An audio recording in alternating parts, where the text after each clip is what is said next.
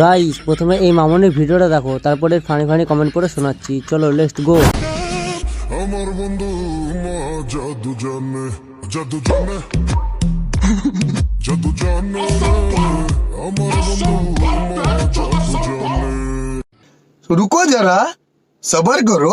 তাই তো দেখছি বন্ধু এবং আপনি দুজনেই জাদু জানেন। কি জাদু দেখালেন?